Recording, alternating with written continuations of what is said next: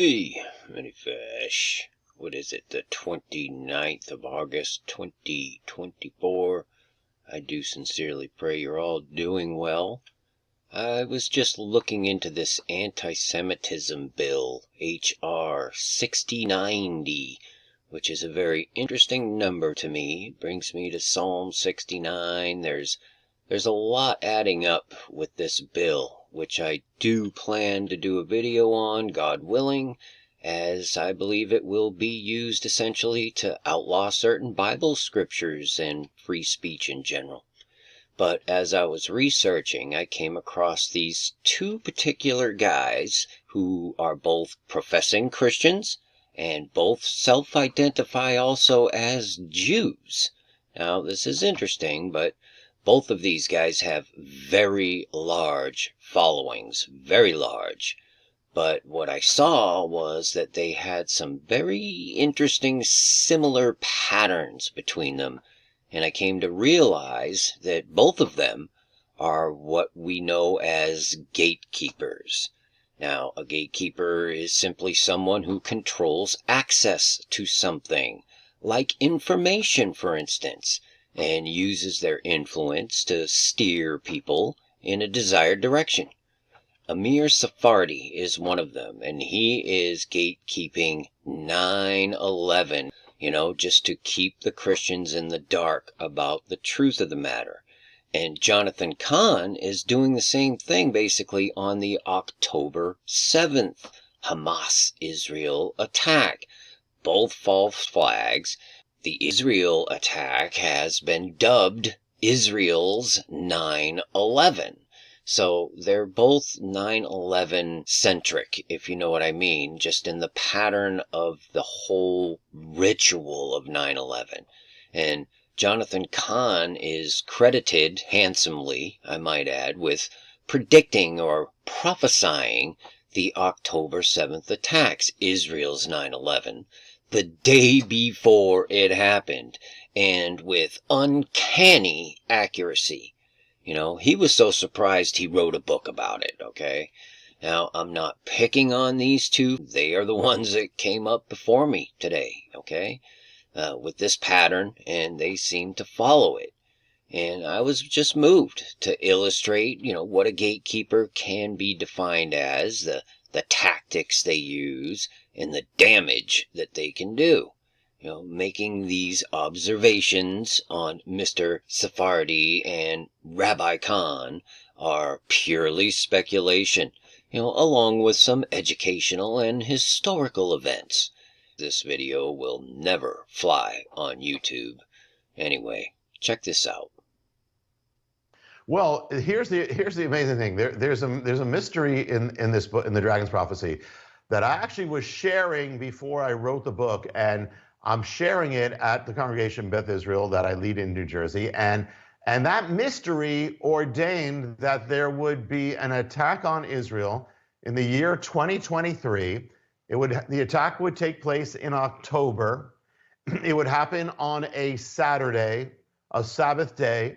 It would take place on a Hebrew holy day, catch Israel by surprise. The mystery ordained the attack would happen on the first Saturday of October of 2023. And the next day, Mondo, it happened. I shared it. The next day it happened. This is one of the mysteries in the book, and it may even enable us to know specific events that are going to happen and exactly when. And that's not hype, it's amazing. And so that's kind of what was the prelude to me writing the book. We're literally standing here on the top of the Golan Heights. I want to tell you something. It's way more dangerous in your country than here. Okay, so I just want to tell you, trust me, I am the person that can attest that more than all, because I was in New York City during the 9/11 attacks. In fact, I was on the towers the night before. And I am the person who asked my friend, Pastor, If something is going to hit those buildings, if something is going to hit those buildings, if something is going to hit those buildings. So you're on the Twin Towers the night before 9/11 and you ask a pastor if something hits these buildings. Really? Really? Let's continue. Are they going to fall to the right or to the left? I just realized it's surrounded by so many skyscrapers. And the pastor told me these buildings were built to collapse like a stack of cards. These buildings were built to collapse like a stack of cards. Sorry for the noise. I'm doing this in my shop. So the pastor also told him that the Twin Towers, the two strongest buildings probably ever built, were designed to collapse like a stack of cards. Are you hearing this? And are any of you still following these people and believing and trusting in them? I'm just putting the question out there. And little did we know that the following morning it proved him right. Wow. These people that are out there with millions of followers and selling millions of books and mysteries and all these various things, if you're not vetting these people 100%, did you know Amir? He's been associated with Israeli military for decades, and I'm telling you, you need to vet people thoroughly, very thoroughly. And trust me, when the enemy strikes, it can be even around the corner from where you live. And the next day, Mondo, it happened. I shared it. The next day it happened. During the 9/11 attacks. In fact, I was on the towers the night before, and I am the person who asked my friend, Pastor, if something is going to hit those buildings, are they going to fall to the right or to the left? And now let me conclude also with a personal word on 9/11. Okay, so let me remind you all that I was here. If you ever read my first book, The Last Hour, you would probably know that I was here in Manhattan the night before those towers fell down. And as I was on them looking at them, basically, I was asking my host, Pastor Lloyd Poley, what's going to happen if those buildings will be attacked from the top? The next morning, we saw exactly what happened. And the next day, Mondo, it happened. Let me make it super clear. We know,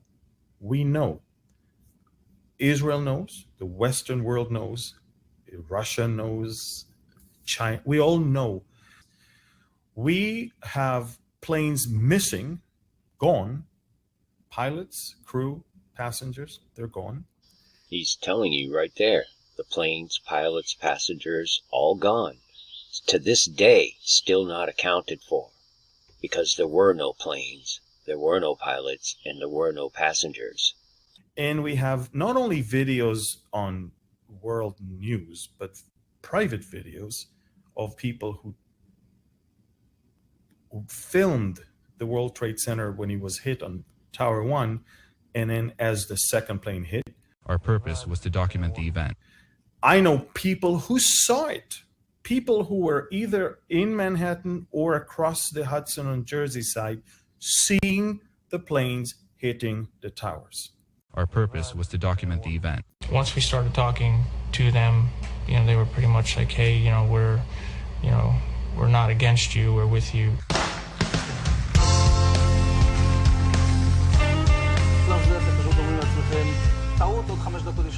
And at that point, we were taken for another round of questioning, this time related to our allegedly being members of Mossad. The fact of the matter is, we are coming from a country that experiences terror daily. Our purpose was to document the event. Our purpose was to document the event. I know people who saw it, people who were either in Manhattan or across the Hudson on Jersey side. Our purpose was to document the event. I know people who saw it. The FBI cleared them of any involvement in 9/11. Now, if there is any government deception The government deception has nothing to do with 9/11. But the fact that 2 planes hit the World Trade Center is undisputed. Actually, it's one of the most disputed events in history, right up there with the Kennedy assassination. That is a bold-faced lie. He's literally pulling a magic trick on you. Talk about a fish story. Yeah. And they're buying it. And for all the hundreds of you that wrote me, if it's true that passengers' planes did not hit the towers, it's not. Conspiracy theories such as controlled demolition, I've seen those videos 8 and 9 years ago. These are cooked videos. These are conspiracy theories, have nothing to do with reality. The reality is, if by this time, 23 years later, you don't understand that these buildings were controlled, demolished,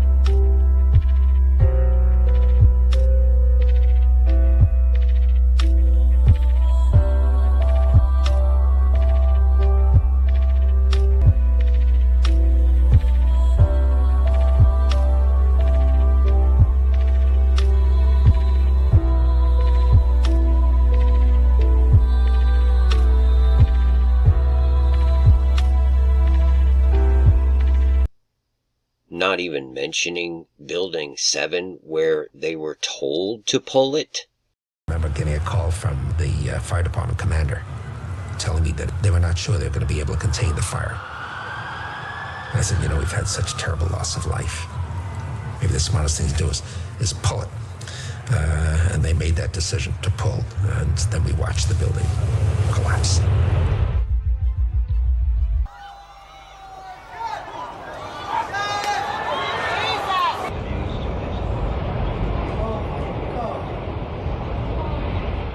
That's controlled demolition, and physics 1000% proves it. So if you're still buying the lies, why is this man in particular so dead set on gatekeeping the truth from you?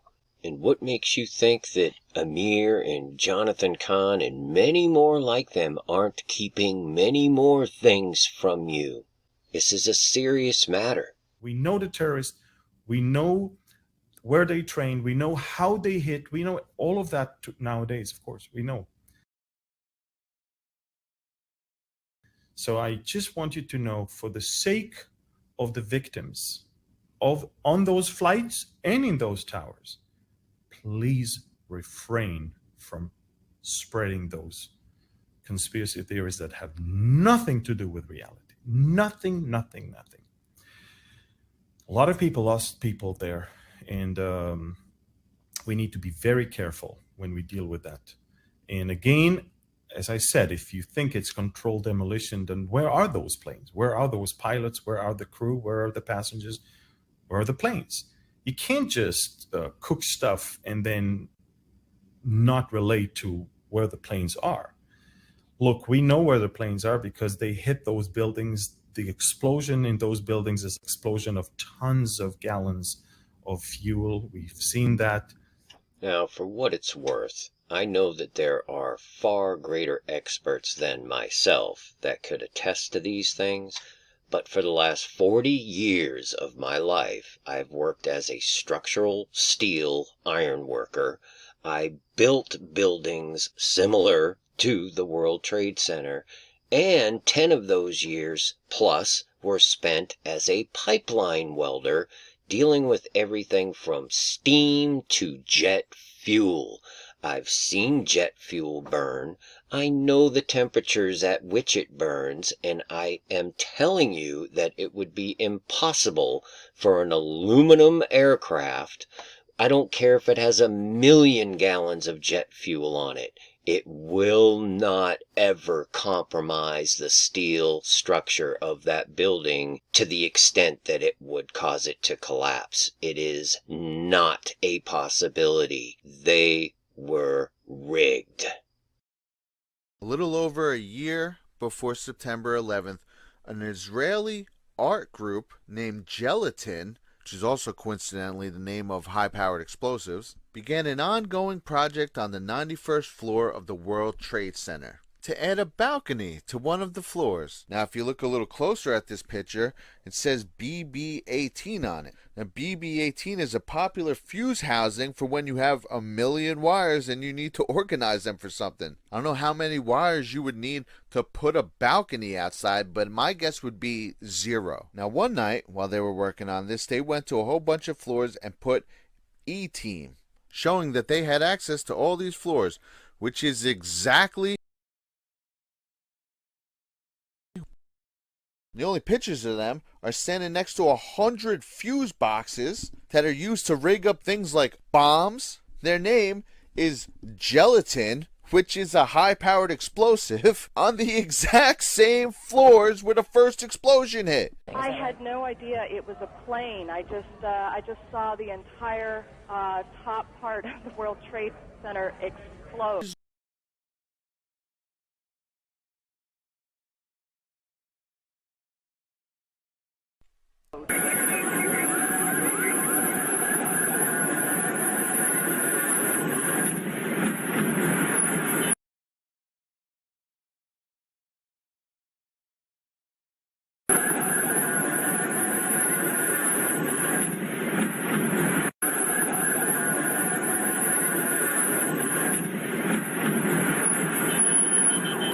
So I turned on the TV when I heard they said it was a plane. It was really strange. I'm telling you, I was there. I know eyewitnesses to this as well. So remember, please, please, I beg you not to disrespect those dead people by coming up with some things that are absolutely not true. That's one of the tactics of a gatekeeper, is to project guilt onto you and cause you to not even consider the fact that they may be lying to you. And most gatekeepers are largely unaware of the depth of what they're involved in. They're simply doing it for monetary gains or notoriety, what have you. But ones like this, they know what they're doing, especially when they use scriptures in the name of Jesus. They're constantly professing Jesus is Lord, but it's easy to see what's on the outside. It's what's on the inside that matters and bears the fruit. I hope you understand what I'm showing you here. I mean, I just realized it's surrounded by so many skyscrapers, and the pastor told me these buildings were built to collapse like a stack of cards. And little did we know that the following morning it proved him right. And the next day, Mondo, it happened. I shared it. Then the next day it happened. The following morning it proved him right.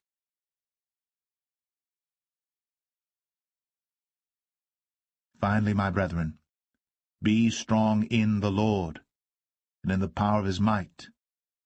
Put on the whole armor of God, that ye may be able to stand against the wiles of the devil.